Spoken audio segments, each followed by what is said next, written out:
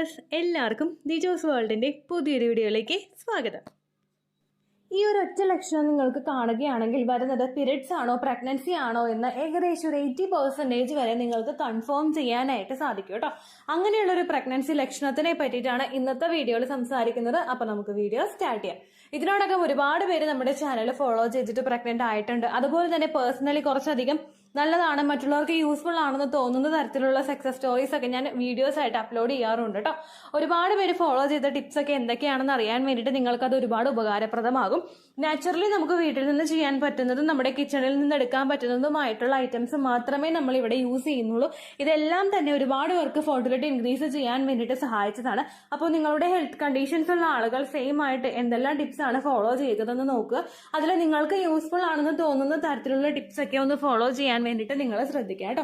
അപ്പോൾ ഇവിടെ സംസാരിക്കാനായിട്ട് പോകുന്നത് പ്രഗ്നൻസി ഇൻഡ്യൂഷനെ പറ്റിയിട്ടാണ്. അതായത് ഞാൻ പ്രഗ്നന്റ് ആണ് എന്ന് എനിക്ക് തന്നെ തോന്നുന്ന ഒരു കാര്യം എങ്ങനെ പ്രഗ്നൻസി സിംറ്റം ആകും എന്നതിനെ പറ്റിയിട്ടാണ് ഇന്നത്തെ വീഡിയോയിൽ സംസാരിക്കുന്നത് കേട്ടോ. കുറച്ച് നാളുകൾക്ക് മുമ്പ് ഒരു പ്രഗ്നൻസി സിംറ്റമിനെ പറ്റിയിട്ട് വീഡിയോ ചെയ്തിട്ടുണ്ടായിരുന്നു. അതായത് വിവിഡ് ഡ്രീംസിനെ പറ്റിയിട്ട്. നമ്മൾ പ്രഗ്നൻസി പോസിറ്റീവ് ആണെന്ന് അറിയുമ്പോൾ നമ്മൾ ടെസ്റ്റ് ചെയ്യുന്നതിന് മുൻപ് തന്നെയായിട്ട് പലർക്കും വളരെയധികം പേടിപ്പെടുത്തുന്ന തരത്തിലുള്ള അല്ലെങ്കിൽ നമ്മുടെ ഡെലിവറി ആയിട്ട് റിലേറ്റഡ് ആയിട്ടുള്ള പല സ്വപ്നങ്ങളും നമ്മൾ കാണാറുണ്ട്. വിവിഡ് ഡ്രീംസ് എന്നൊരു ടേം കൊണ്ടാണ് അതിനെ വിശേഷിപ്പിക്കുന്നത്. ഈ വിവിഡ് ഡ്രീംസ് ഉണ്ടാവുന്നത് പലപ്പോഴും നമ്മളിൽ ഉണ്ടാവുന്ന സ്ട്രെസ്, ആൻസൈറ്റി, നമ്മുടെ ഹോർമോൺ ഫ്ലക്ച്വേഷൻസ് മൂലം നമുക്കുണ്ടാവുന്ന ആൻസൈറ്റി, അതുപോലെ പ്രഗ്നൻസി ഹോർമോൺസ് കൂടുമ്പോൾ നമുക്കുണ്ടാവുന്ന വ്യത്യാസമൊക്കെ കൊണ്ടാണ് വിവിഡ് ഡ്രീംസ് നിങ്ങൾക്ക് ഉണ്ടാവുന്നത്. സെയിം ഇതുപോലെ തന്നെയാണ് പ്രഗ്നൻസി ഇൻഡ്യൂഷനും നിങ്ങൾക്ക് സംഭവിക്കുന്നത്. ഞാൻ പ്രഗ്നന്റ് ആണല്ലോ എന്ന് എന്റെ മനസ്സ് തന്നെ എന്നോട് പറയാനായിട്ട് ശ്രമിക്കുന്ന അല്ലെങ്കിൽ എന്നോട് കൺവേ ചെയ്യാനായിട്ട് ട്രൈ ചെയ്യുന്ന ഒരു സിറ്റുവേഷനെയാണ് ഈ പ്രഗ്നൻസി ഇൻഡ്യൂഷൻ എന്നൊരു ടേം കൊണ്ട് നമുക്ക് വിശേഷിപ്പിക്കാനായിട്ട് സാധിക്കുന്നത് കേട്ടോ.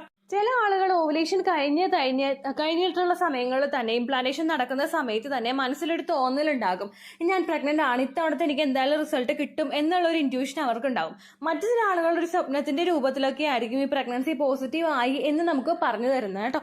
നമ്മുടെ ബോഡി നമ്മളോട് കൺവേ ചെയ്യാനായിട്ട് ശ്രമിക്കുന്ന ഒരു മെസ്സേജാണ് ഈ പ്രഗ്നൻസി ഇൻഡ്യൂഷൻ എന്ന് പറയുന്നത്. ഒരുപാട് പേർക്ക് ഇങ്ങനെ ഉണ്ടാവാറുണ്ട്.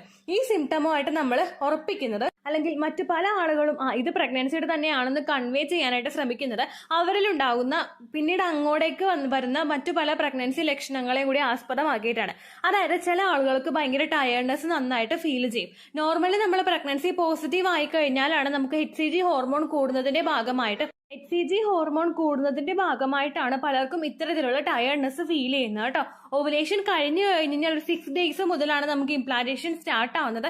അത് മുതലാണ് നമുക്ക് പ്രഗ്നൻസിയുടേതായിട്ടുള്ള സിംറ്റംസ് ഒക്കെ കണ്ടുവരുന്നത് കേട്ടോ. അപ്പൊ ഈ എക്സ്ട്രീം ആയിട്ടുള്ള ടയർഡ്നെസ് ഉണ്ടെങ്കിൽ തന്നെ ഇത് നമ്മുടെ ഒരു 60% വരെ നമ്മൾ പ്രഗ്നന്റ് ആണെന്ന് കൺഫേം ചെയ്യാൻ വേണ്ടിയിട്ട് സഹായിക്കും. ഇതും നമ്മളിൽ ഇൻഡ്യൂഷൻ ഉണ്ടാകാൻ വേണ്ടിയിട്ടുള്ള ഒരു പ്രധാനപ്പെട്ട റീസൺ ആണ്.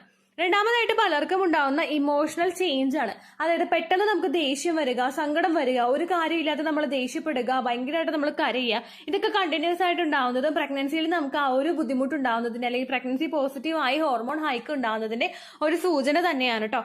ഈ ഒരു ഇമോഷണൽ ചേഞ്ചസ് ഒക്കെ ഉണ്ടാവുമ്പോഴേക്കും പലർക്കും പ്രിമെൻസ്ട്രൽ സിംറ്റം ആയിട്ട് ഇമോഷണൽ ചേഞ്ച് ഉണ്ടാവാറുണ്ട്, മൂഡ് സ്വിങ്സ് ഉണ്ടാവാറുണ്ട്.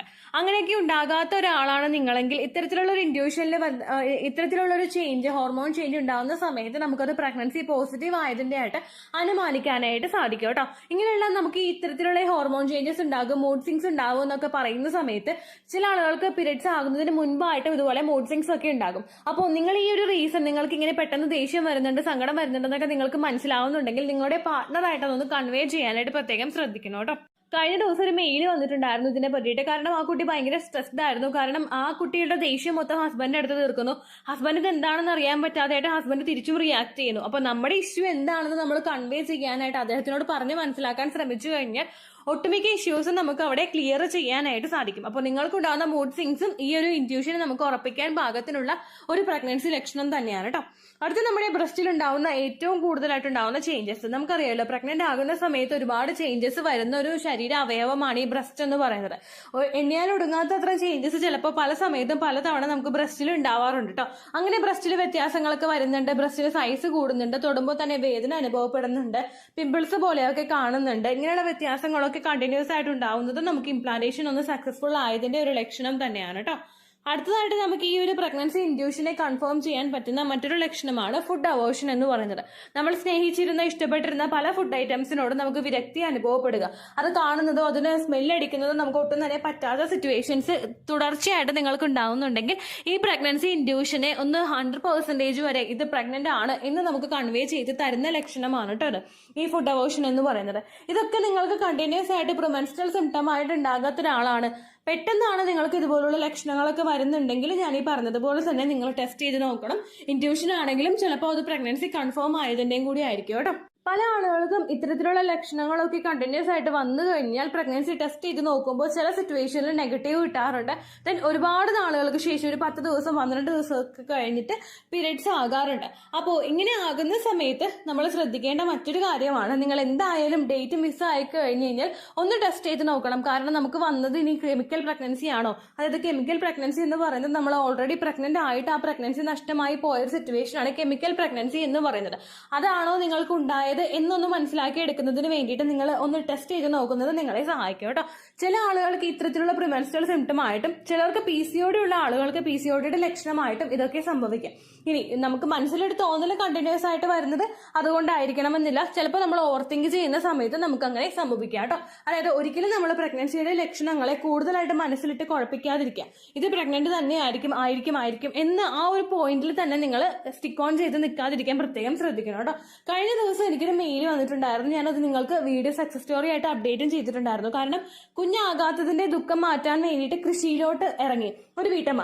കൃഷി ചെയ്ത് അവർ ആ കൃഷിയിൽ നിന്ന് എടുത്ത ഐറ്റംസ് വെച്ചിട്ട്, നമ്മുടെ ചാനലിൽ ഒരുപാട് ടിപ്സ് ഫോളോ ചെയ്തിട്ടുണ്ടല്ലോ, വെണ്ടക്ക ഉപയോഗിക്കുക, അല്ലെങ്കിൽ നമ്മൾ ടൊമാറ്റോ, പംകിൻ, ഇങ്ങനെയുള്ള അവരുടെ കൃഷിയിടത്തില് അവർ കൃഷി ചെയ്തെടുത്തിട്ടുള്ള ഫ്രഷ് ആയിട്ടുള്ളതും ഏറ്റവും ഹെൽത്തി ആയിട്ടുള്ള ഐറ്റംസ് അവർ കണ്ടിന്യൂസ് ആയിട്ട് യൂസ് ചെയ്തിട്ട് അവർക്ക് പെട്ടെന്ന് പ്രഗ്നന്റ് ആകാൻ സാധിച്ചു എന്ന് പറഞ്ഞിട്ടുണ്ട്. അപ്പോൾ ഇതിൽ പറയാനായിട്ട് ഉദ്ദേശിച്ചത്, നമ്മൾ ഒരു കാര്യത്തിൽ തന്നെ സ്റ്റിക്ക് ഓൺ ചെയ്ത് പ്രഗ്നന്റ് തന്നെ ആയിരിക്കും എന്ന് നമ്മൾ മനസ്സിനെ പറഞ്ഞ് ധരിപ്പിക്കാതെ നമ്മുടെ മൈൻഡ് എങ്ങോട്ടൊക്കെ ഡൈവേർട്ട് ചെയ്താൽ നമുക്ക് ഹാപ്പിനെസ് കിട്ടുമോ ആ തരത്തിലോട്ട് നമ്മൾ മാറാൻ വേണ്ടിയിട്ട് പ്രത്യേകം ശ്രദ്ധിക്കണം കേട്ടോ. അപ്പോൾ ഈ ലക്ഷണം കാണുന്നുണ്ടെങ്കിലും കാണുന്നില്ലെങ്കിലും ഡേറ്റ് മിസ്സായി 5 ദിവസത്തിന് ശേഷം രാവിലെ ആദ്യത്തെ യൂറിൻ എടുത്തിട്ട് ടെസ്റ്റ് ചെയ്ത് നോക്കുക കേട്ടോ. കൃത്യം റിസൾട്ട് കിട്ടാൻ വേണ്ടിയിട്ട് എപ്പോഴും രാവിലെ ആദ്യത്തെ യൂറിൻ തന്നെയാണ് നല്ലത്. അപ്പോൾ ഈ പ്രഗ്നൻസി ഇൻഡ്യൂഷനോടൊപ്പം ഞാൻ ഈ പറഞ്ഞിട്ടുള്ള നമുക്ക് സോ കോൾഡ് ആയിട്ടുള്ള പല പ്രഗ്നൻസി ലക്ഷണങ്ങളും നിങ്ങൾക്ക് കാണുന്നുണ്ടെങ്കിൽ നിങ്ങൾ മസ്റ്റ് ആയിട്ട് ടെസ്റ്റ് ചെയ്ത് നോക്കുക. ഒരു ലക്ഷണവും ഇല്ലെങ്കിലും നിങ്ങൾ ടെസ്റ്റ് ചെയ്ത് നോക്കാനായിട്ട് മടിക്കരുത് കേട്ടോ. ഇത്രയേ ഉള്ളൂ വീഡിയോ.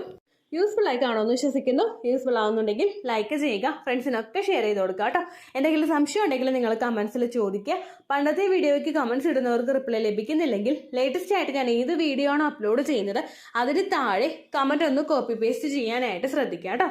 അതുപോലെ ഓവുലേഷൻ ഡേറ്റ് കാൽക്കുലേറ്റ് ചെയ്ത് തരാനായിട്ട് റിക്വസ്റ്റ് ചെയ്യുന്ന ആളുകൾ എത്രയാണോ സൈക്കിൾ ലെങ്ത് അത് മെൻഷൻ ചെയ്യാനായിട്ട് ശ്രദ്ധിക്കുക.